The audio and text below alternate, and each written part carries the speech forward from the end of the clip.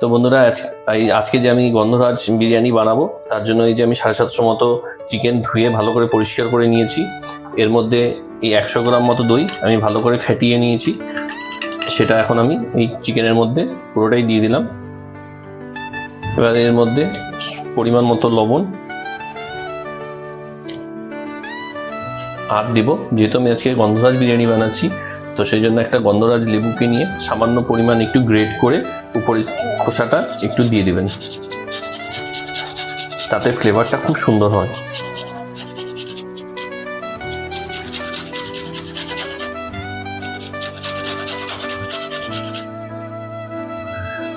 আর দিচ্ছি এই গন্ধরাজ লেবুর সামান্য পরিমাণ কিছুটা রস আমি এর মধ্যে দিয়ে এখন এটাকে আমি ভালো করে ম্যারিনেশন করে রেখে দিব অন্তত 1 ঘন্টার জন্য।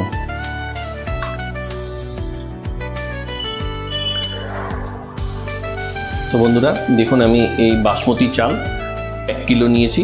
এবার এটাকে ভালো করে ধুয়ে ভিজিয়ে রেখে দিব অন্তত 1 ঘন্টার জন্য। তো চলুন আমি ভিজানোর পর আপনাদেরকে আবার দেখাচ্ছি।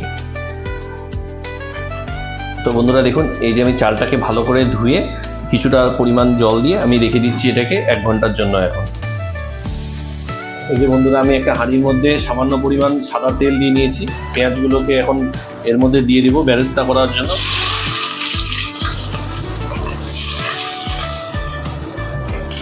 এই যে আমি পেঁয়াজটা এখন ভাজছি বেরেস্তা করার জন্য। এবার কিছুক্ষণ পরে আমি এর মধ্যে 1 চামচ মতো একটু হলুদ দিয়ে দিলাম। হলুদটা দিলে কালারটা খুব ভালো আসে।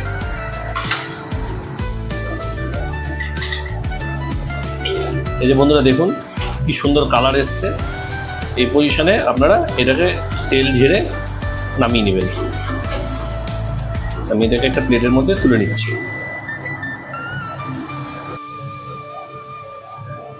এখন আমরা এই তেলের মধ্যে এই বিরিয়ানির আলুগুলোকে ভেজে নেব।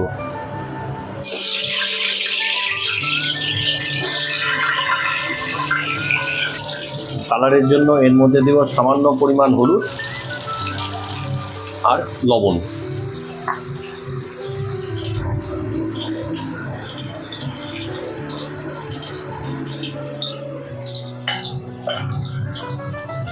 দিয়ে এগুলোকে ভালো করে মিশিয়ে নিতে হবে।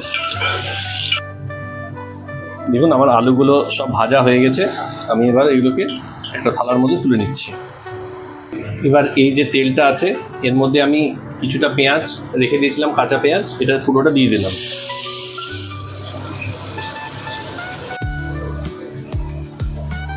এবার এর মধ্যে আমি আদা রসুনের পেস্ট দিয়ে দিচ্ছি।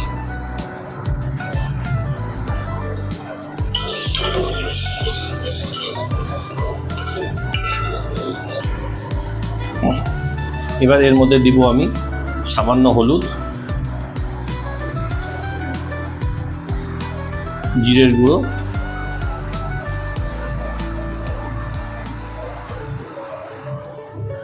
সামান্য কয়েকটা গোটা জিরে,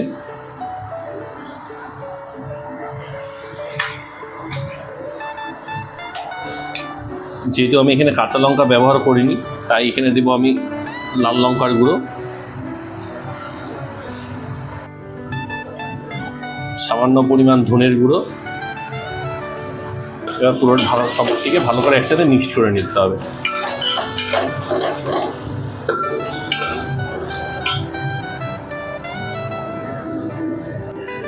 এবার মশলার মধ্যে লবণ দিইনি, তার জন্য এখানে সামান্য পরিমাণ একটু লবণ দিয়ে দিলাম।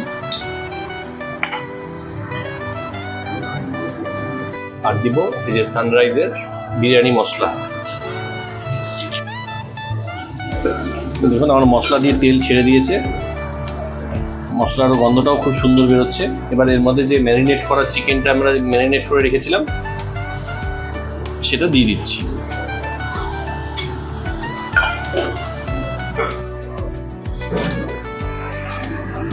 দিয়ে এখন এই সবগুলোকে একসাথে ভালো করে মিক্সড করে নেব।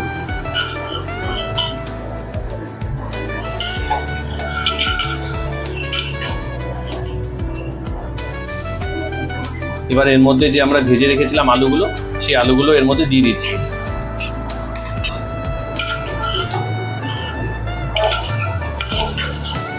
আচ্ছা, এদিকে আমরা মাংসটা কষার জন্য বসিয়ে দিয়েছি, আর আরেকটা গ্যাসে আমি এবার বিরিয়ানির যে চালটা সেটা এই 1 হাঁড়ি জল নিয়ে আমি এটা বসিয়ে দিলাম জলটা গরম করার জন্য। এবার জল গরমের মধ্যে যেটা বসিয়েছি হাঁড়ির মধ্যে, তার মধ্যে দিয়ে দিচ্ছি লবণ,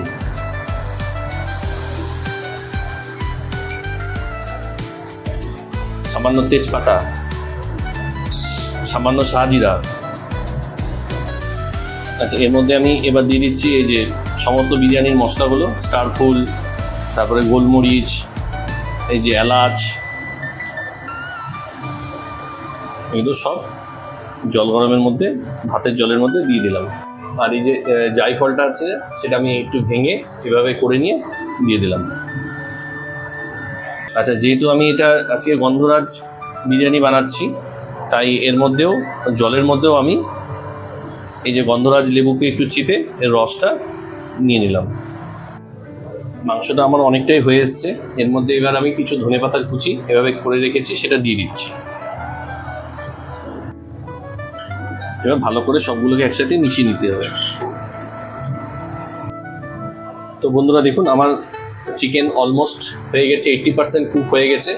আর একদিকে আমি এখন ভাতটা বসিয়েছি, সেই ভাতটা হয়ে গেলে তখন ভাতটা এর মধ্যে ঢেলে দিব। তো এখন এটা আপাতত বন্ধ করে আমি রেখে দিচ্ছি চিকেনটা। তো বন্ধুরা, আমার জল গরম হয়ে গেছে। এবার এই যে আমরা চালটা ভিজিয়ে রেখেছিলাম সেটা এখন জলটার মধ্যে দিয়ে দিচ্ছি। এই যে আমার ভাতটাও হয়ে গেছে, দেখুন 80%-এর উপরেই কুক হয়ে গেছে। এবার আমি এটা নামিয়ে নিচ্ছি। আচ্ছা, এবার এর মধ্যে আমি যে আমার রাইসটা হয়েছে সেটা এখন এর মধ্যে দিয়ে দিচ্ছি।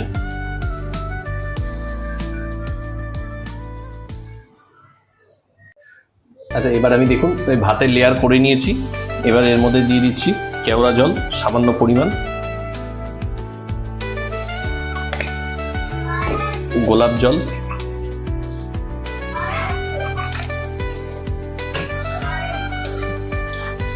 যে বেরেস্তাগুলো ভেজে রেখেছিলাম সে বেরেস্তাগুলো দিয়ে দিচ্ছি এরপরে।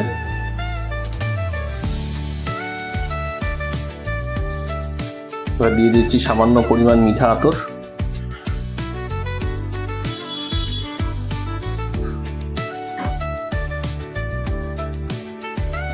দু টেবিল স্পুন মতো ঘি,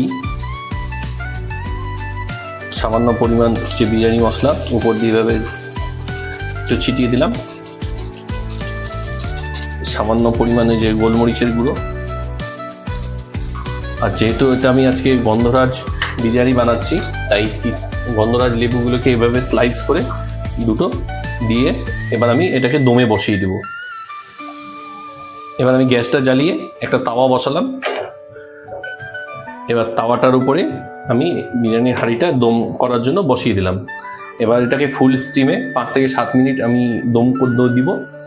তারপরে 15 মিনিট মতো আমি এটাকে লো ফ্লেমে দম দিব।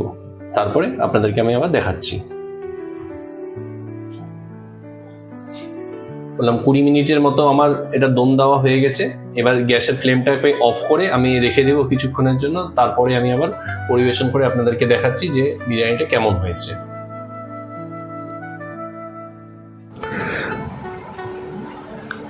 ওয়াও, দেখুন কি সুন্দর কালার এসছে, আর সেন্টটাও খুব সুন্দর বেরোচ্ছে।